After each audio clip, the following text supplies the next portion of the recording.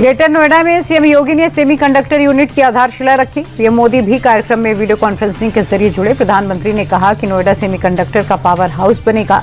Global chip ecosystem में भारत की मौजूदगी को मजबूती मिलेगी। पीएम ने कहा कि भारत को चिप बनाने के मामले में आत्मनिर्भर बनना है। भारत दुनिया के लिए भरोसेमंद पार्टनर बनकर उभरेगा। आपको बता दें, नोएडा में high tech semiconductor unit HCL group और फॉक्सकॉन के निवेश से बनकर तैयार होगी।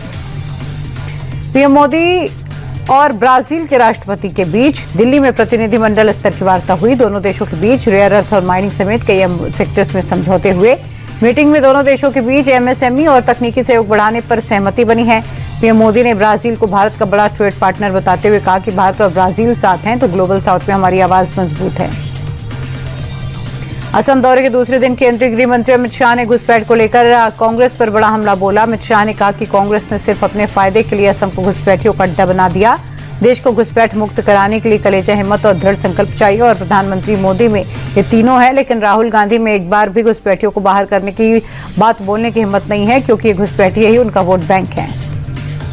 स्वामी अभिमुक्तेश्वरानंद की मुश्किलें बढ़ने वाली हैं। नाबालिगों की यौन शोषण के मामले में पॉक्सो स्पेशल कोर्ट ने FIR दर्ज करने का आदेश दिया है। स्वामी अभिमुक्तेश्वरानंद और उनके शिष्य मुकुंदानंद गिरी के खिलाफ प्रयागराज के झूसी थाने में मामला दर्ज किया जाएगा। शाकुंभरी पीठाधीश्वर आशुतोष ब्रह्मचारी ने अभिमुक्तेश्वरानंद के आश्रम में नाबालिगों से यौन शोषण के आरोप लगाए थे। 13 फरवरी को 2 पीड़ित नाबालिगों का बयान कोर्ट में दर्ज कराया गया था। कोर्ट के FIR दर्ज करने के आदेश पर स्वामी अभिमुक्तेश्वरानंद की पहली प्रतिक्रिया सामने आई। स्वामी अभिमुक्तेश्वरानंद ने अपनी सफाई में कहा कि मेरे ऊपर झूठा केस लगाया गया है। जिसने आरोप लगाए हैं वो खुद एक हिस्ट्री शीटर है। शंकराचार्य ने कोर्ट पर भरोसा व्यक्त करते हुए कहा कि फर्जी केस फर्जी ही साबित होगा। मैं सच्चाई के रास्ते पर चलता हूँ, इसलिए ऐसे झूठे आरोपों से मुझे फर्क नहीं पड़ता। MP के इंदौर में बीजेपी और कांग्रेस कार्यकर्ताओं के बीच हिंसक झड़प हो गई। दोनों ओर से खूब पत्थर चले और जिसमें एक महिला समेत कई लोग घायल हो गए। दरअसल बीजेपी कार्यकर्ता AI समिट में यूथ कांग्रेस के हंगामे के विरोध में कांग्रेस दफ्तर का घेराव करने पहुंचे थे। वहां बड़ी संख्या में कांग्रेस कार्यकर्ता भी जुट गए और स्थिति बिगड़ गई। ताबड़तोड़ पत्थर, टमाटर और पानी की बोतल फेंके गए। बिगड़ते हालात को देखते हुए पुलिस ने लाठीचार्ज की, पानी की बौछार भी की। AI समिट में प्रदर्शन करने वाले 4 आरोपियों को पुलिस ने दिल्ली के पटियाला हाउस कोर्ट में पेश किया। कोर्ट ने आरोपियों को 5 दिन की पुलिस रिमांड में भेज दिया है। आरोपियों के वकील ने कोर्ट में दलील दी है कि वे शांतिपूर्ण ढंग से प्रदर्शन कर रहे थे, लिहाजा उन्हें जमानत दी जाए, जिसे अदालत ने खारिज कर दिया है। आपको बता दें, पुलिस ने 7 और आरोपियों की पहचान कर ली है।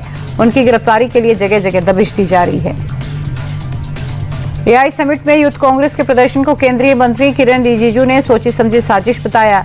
रिजिजू ने कांग्रेस पर आरोप लगाते हुए कहा वे देश की तरक्की नहीं देख सकते। उन्होंने राहुल को आड़े हाथों लिया।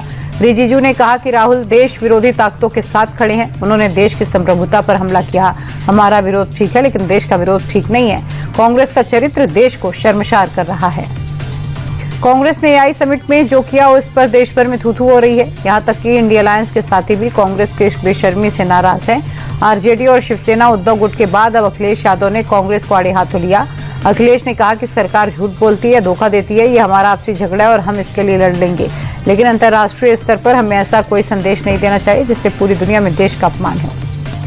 बिहार के नालंदा में नीलगाय के आतंक से परेशान किसानों के लिए अच्छी खबर है। बढ़ौना पंचायत में नीलगाय फसलों की बर्बादी कर रही थी। परेशान किसानों ने सरपंच से मदद मांगी, जिसके बाद वन विभाग के शूटर्स ने 25 नीलगायों को मार गिराया है। गांव वालों के मुताबिक 600 एकड़ में लगे गेहूं, सरसों, चना, धनिया की फसल बर्बाद हो गई। किसानों में नुकसान के कारण भारी रोष था। बड़ोदरा के अनगढ़ क्षेत्र में उस वक्त हड़कंप मच गया जब रेलवे ट्रैक पर संदिग्ध वस्तु मिली। सूचना मिलते ही मौके पर पहुंची पुलिस।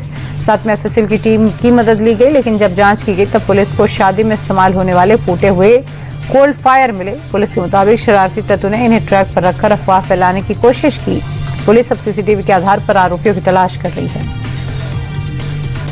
राजधानी दिल्ली में लाल किले के सामने धमाके का अलर्ट जारी किया है। अलर्ट के मुताबिक चांदनी चौक में मंदिर को निशाना बना सकते हैं आतंकी संगठन लश्कर-ए-तैयबा ID हमले की साजिश रच रहा है। आतंकियों के निशाने पर देश के बड़े मंदिर भी हैं।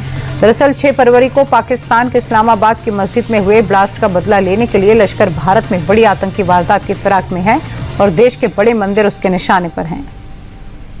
कोलकाता की चर्चित जाधवपुर यूनिवर्सिटी एक बार फिर चर्चा में है। यूनिवर्सिटी में ICC यानी कि इंटरनल कंप्लेंट कमेटी के चुनाव चल रहे हैं और तेजी से कैंपेनिंग हो रही है। इसी बीच प्रचार के दौरान स्टूडेंट ऑर्गेनाइजेशन के 2 गुटों के बीच झड़प हो गई, जिसमें 6 बच्चों समेत 2 प्रोफेसर घायल हो गए। घटना के बाद यूनिवर्सिटी में अफरा तफरी मच गई। यूनिवर्सिटी सोर्सेज के मुताबिक पिछले कुछ दिनों से आईसीसी चुनाव को लेकर स्टूडेंट ऑर्गेनाइजेशन के बीच खींचतान चल रही थी। राजस्थान के बारा में अवैध पटाखा फैक्ट्री का भांडाफोड़ हुआ। 10 करोड़ का बारूद, 1000 किलो आतिशबाजी वाले बम बरामद किए गए। सुरक्षा नियमों को ताक पर रखकर रिहायशी इलाके में पटाखों की फैक्ट्री चल रही थी। कलेक्टर के आदेश पर फैक्ट्री पर छापा मारा गया। स्थानीय लोग कई बार इसकी शिकायत पुलिस से कर चुके हैं, लेकिन कार्रवाई नहीं होती थी। आखिर में मामला डीएम तक पहुंचा, तब जाकर पुलिस हरकत में आई। महाराष्ट्र के गोदिया में शराब बार खुल जाने से विरोध जारी है। पिछले 3 महीने से गांव वाले बार का विरोध कर रहे हैं। महिलाओं और गांव वालों का आरोप है कि बार खुल जाने से माहौल बिगड़ रहा है। युवा नशे की ओर बढ़ रहे हैं और अब विरोध कर रही महिलाएं बार में घुस गई, तोड़फोड़ की। स्टोर रूम में रखी शराब की पेटियां बाहर निकाली गई, बोतल्स फोड़ दी गई। महिलाओं ने टेबल, कुर्सियां, काउंटर और किचन में भी जमकर तोड़फोड़ की। आरोप है कि पुलिस पास में खड़ी तमाशा देखती रही, कोई एक्शन नहीं लिया। रविवार को सुपर 8 के मुकाबले में भारत और साउथ अफ्रीका का मुकाबला होगा। अहमदाबाद के मैदान पर शाम 7 बजे से मुकाबला शुरू होगा। दोनों ही टीम लीग स्टेज में एक भी मैच नहीं हारी है। साउथ अफ्रीका के खिलाफ टीम इंडिया मिडिल ऑर्डर में बदलाव कर सकती है। सूर्य कुमार यादव नंबर 3 और तिलक वर्मा नंबर 4 पर बल्लेबाजी कर सकते हैं। गेंदबाजी में वॉशिंगटन सुंदर की जगह अक्षर पटेल की वापसी हो सकती है। टीम इंडिया के लिए सेमीफाइनल में पहुंचने से पहले ये मस्ट विन गेम होगा। नेपाल के रोहतहट जिले में 2 समुदायों के बीच हिंसक झड़प हो गई। डीजे पर गाने बजाने को लेकर 2 पक्ष आपस में भिड़ गए। एक शादी में डीजे पर मस्जिद के पास गाने चलाने पर विवाद हुआ, जिसके बाद बहस, पथराव, आगजनी, तोड़फोड़ में बढ़ गई। अगले दिन सुबह भी दोनों गुटों में पथराव हुआ। पुलिस की गाड़ी में आग लगाई गई। पुलिस ने मामले में 18 लोगों को गिरफ्तार कर लिया है।